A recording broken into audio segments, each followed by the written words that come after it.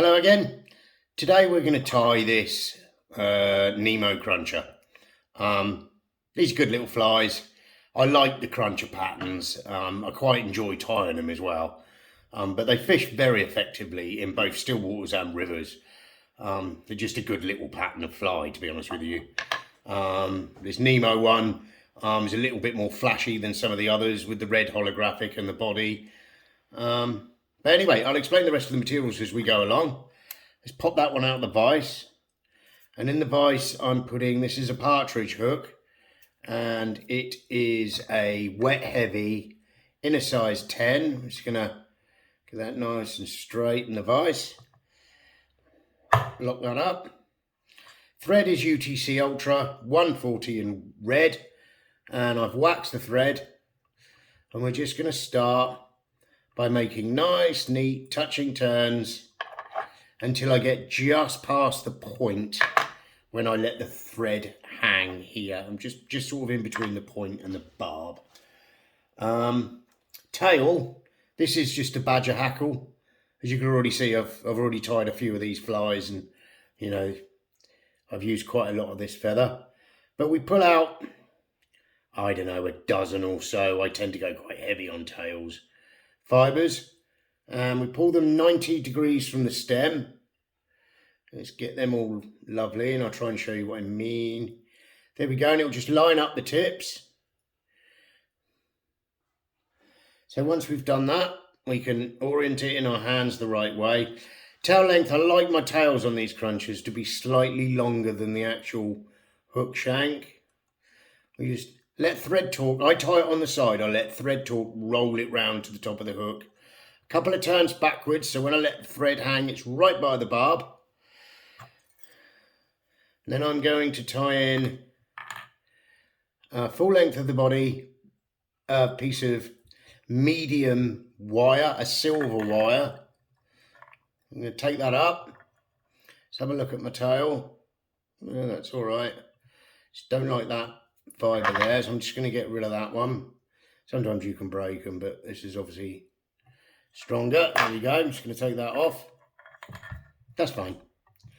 Now on the way back, I'm going to tie a red holographic flashaboo, a really thin one. I just tie it on the side of the hook, and I run it down until I'm about a turn away from the start of the tail. I'm going to take a pheasant tail, cocked pheasant tail, again, pull the fibres 90 degrees from the stem, line the tips up, and I've got about half a dozen fibres here. We're going to catch it on. We're going to pull them back until I dare not pull them back any further. Do that extra turn to get about, you know, back towards the tail, and then nice and neatly take it up. I'm just going to put a bit of wax on the thread here. Right, because the pheasant tail's the weakest fibre, I'm going to wrap it towards myself. So I want about 5-ish turns. There's 1, 2, 3, 4, 5. And then just come into that 6th turn, do a turn over the material and a turn on the hook.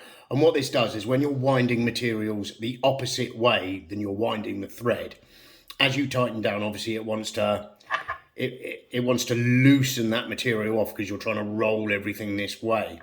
So if you literally just do a turn over the material and a turn on the hook, turn over the material, turn over the hook, it locks it in properly and you won't get any sort of slippage or anything like that. Now I'm just going to make sure I've got wax on the thread. I'm going to take my red holographic tinsel and I'm going to wrap this the same way as I wrap the pheasant tail towards me.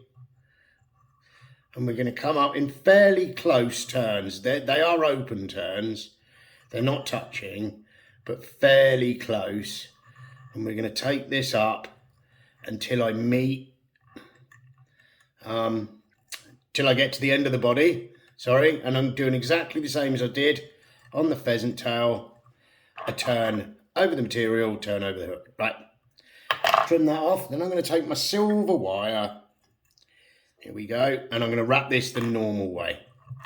So, whoops, and just mind your tail, I'm going to come round, and what this wire will then do is just lock the pheasant tail and that red holographic flashaboo in place, and it gives you a little bit more segmentation on the body.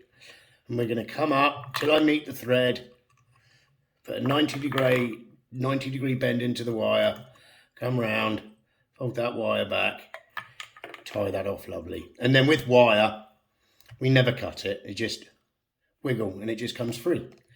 Just like that. Have a look at everything. I'm happy with that. That's cool. And now traditionally, these flies had peacock herl as their thorax. I don't use the peacock herl for the thorax on this fly and many other flies because it's quite a weak fibre and it doesn't tend to last that long.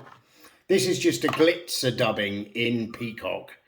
So I've got that lovely peacock colour, but in something that's going to last on the fly a hell of a lot longer. When I make my pheasant tail nymphs, I use the same kind of dubbing, but I do mix some other stuff into it. But for this fly, the glitzer, and I think the colour is peacock. So we're just going to build a nice thorax. Going to sweep all these fibres back. Come on. They will fight you a little bit. Just try and ignore them as best you can. And we make a nice waxed base of thread for the hackle.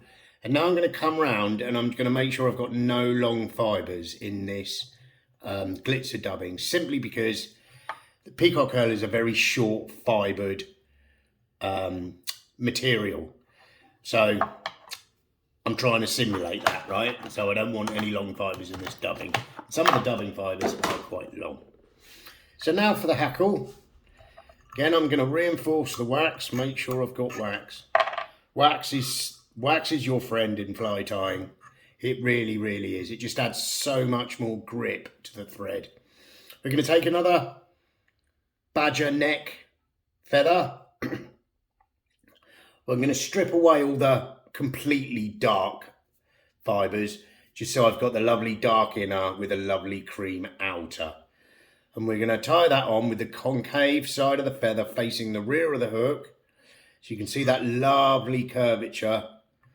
The inside of that curvature is facing the rear. We're going to tie that up, tie it on, sorry. Come in with your scissors, take the stem away. Come on, there we go. Right, and now we're going to take some hackle pliers, and we all know how much I love hackle pliers. Oh God, hackle pliers. So they just opened up on me. See, me and hackle pliers don't tend to get on that well. I really don't know why. I think it's because of my ham-fistedness. Oath hands Mussellwhite. Right, now we want about 4 turns of this hackle. So there's 1. I'm going to sweep it back, do another turn in front. It's 2. I'm going to sweep the feathers back. 3. And I reckon I might be able to get the 4th one in there. So now I'm going to tie that off. Come around, be gentle. Undo those hackle pliers. Sweep everything back with your fingers. Sometimes it helps to wet your fingers a little. And then make a nice, neat head on this fly. A nice red, neat head.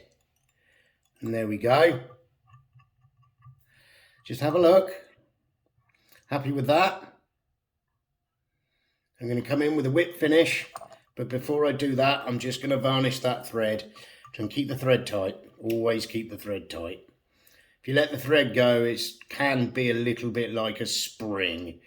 And everything comes undone. Yes, I am talking from experience. Right, I'm going to take my whip finish tool. I'm going to hold this hackle back. And I'm going to neaten the head up, varnish the head, and whip finish the fly all at the same time. Tighten off. Come in with your scissors. Trim. Right, now you need to find the tip of the hackle. Oh. Snip the tip of the hackle off. If I can get him out, he's right there. There we go. So heard that snap off then. And now I'm just having a look at the fly, seeing what's what. If you need to take your brush, I've got a toothbrush here, make sure it's clean. I have a habit of having bits of flash in my toothbrush and then everything goes wrong. You don't want to brush it too much. I'm just brushing the hackle. I'm trying not to brush the dubbing. And there we have it. That is your Nemo Chruncher. And you can come back here and you can put another layer of varnish over this just to make that head nice and shiny.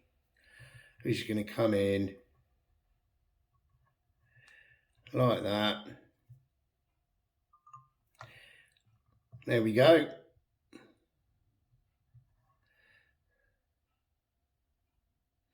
And there we go. There is your Nemo Chruncher. Give this one a go. They are enjoyable to tie. I've just got a fibre caught in the varnish here, so I'm just going to take my tweezers. There we go. I'll give him a little tug, get him out. There we go. Give this one a go. They are enjoyable to tie, and on a rainy, horrible Sunday morning, yes, I would rather be fishing, but I'm not, I'm not into catching colds and stuff like that. So when it's absolutely inclement outside, I'd rather stay here and tie flies. Anyway, thanks for watching this one. Please subscribe to the channel, it really does help. And if you've liked the video, please hit that like button. Please leave me a comment, tell me what you think. Tell me if there's any other patterns you'd like me to tie. And I will do that for you. Once again, thanks for watching, and I'll see you on the next one.